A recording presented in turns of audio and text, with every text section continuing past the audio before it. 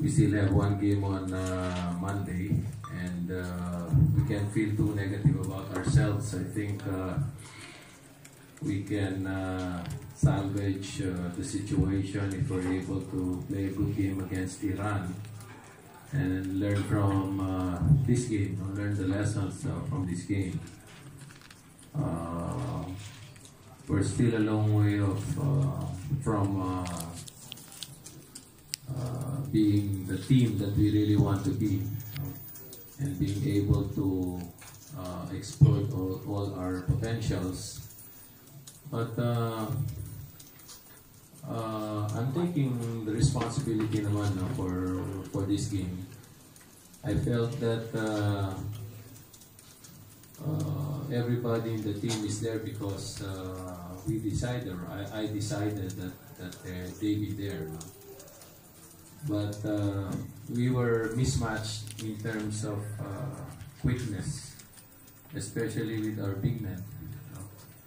So for a while there, I had to play Gabe Norwood at a 4 just to be able to keep up with the quickness of the Kazakhstan team, and still be able to play our game of constant ball movement and trying to keep the game fast. Also, I've said this before, if Kazakhstan is able to make their threes, we will be in trouble. And I think they were more than 50%. I think they're 52% from their three-point shot. And our problem there was their bigs were the ones making the threes.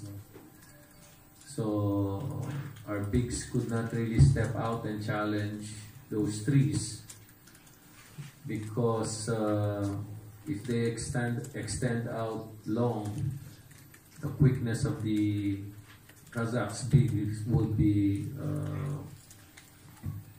emphasized, because we will be having a hard time just staying in front of their quick bigs with our own bigs. So it's a realization. I also recognize the hard work the guards put up, especially in pressing the ball, pressing the guards, and we force a lot of turnovers. Unfortunately, the turnovers that we forced were not enough for us to win the game. It was also the free throws that we gave up. I think we gave up 34 free throws against only 15 for us. So it's really the aggressiveness of the Kazakh team that was apparent in attacking the basket, and us being drawn to those fouls. So masyado maraming free throws ginave up natin at 34, and it was really less than half of what we got. We only got 15 free throws. I would like to hear from Stanley Pringle. Stanley,